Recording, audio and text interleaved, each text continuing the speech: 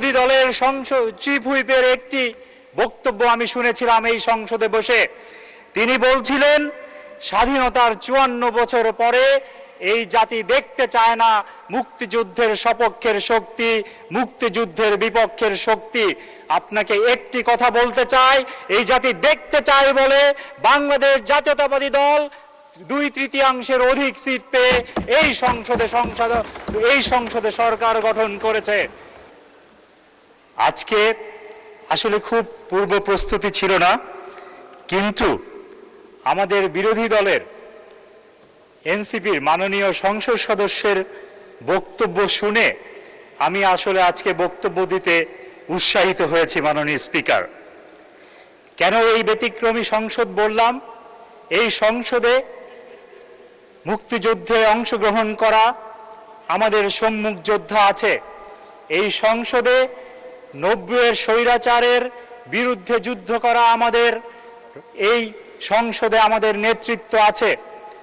আমাদের এই সংসদে তরুণ বিপ্লবীরা আছে, ট্রু স্টলওয়ার্ট অফ রেভলিউশন, এবং যারা খুব তরুণ ইসলামিক ধারণার সংসদ সদস্যরা আছেন।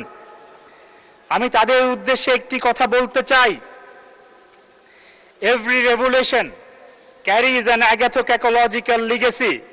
Freedom of speech is intertwined with the light of emancipation and the shadows of unintended consequences. এর ধারাবাহিকতায় মাননীয় স্পিকার বলতে চাই, ফরাসি বিপ্লবের পরে একটি কথা এই পৃথিবীতে খুব জনপ্রিয় হয়েছে।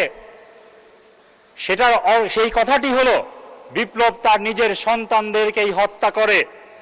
মাননীয় স্পিকার, এই সংসদে একটি মন্তব্য, একটি উদ্দেশ্য, একটি আস্থার অভাব সমগ্র বিপ্লবকে প্রশ্নের মুখে ফেলতে পারে।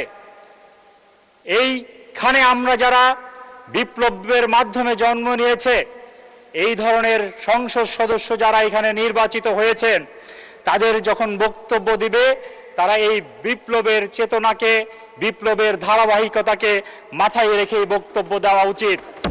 মাননীয় স্পিকার, বিরোধী দলের চিফ হুইপের একটি বক্তব্য আমি শুনেছিলাম এই সংসদে বসে। তিনি বলছিলেন স্বাধীনতার ৫৪ বছর পরে এই জাতি দেখতে চায় না মুক্তিযুদ্ধের সপক্ষের শক্তি, মুক্তিযুদ্ধের বিপক্ষের শক্তি।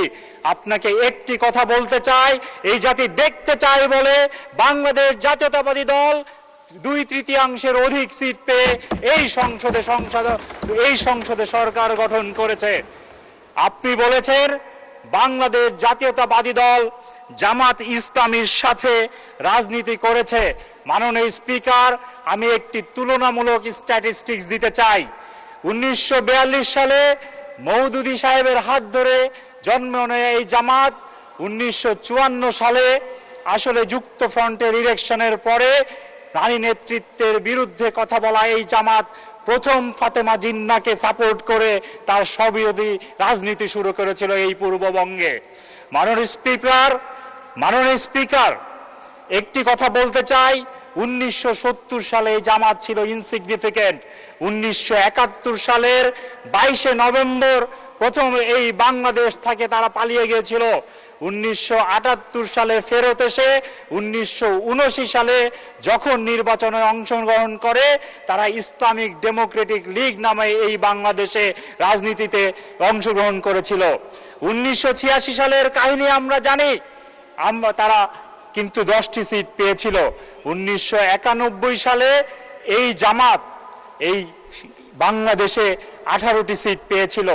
এই ১৯৯৬ সালে 3টি, ২০০১ সালে 17টি, ২০০৮ সালে 2টি।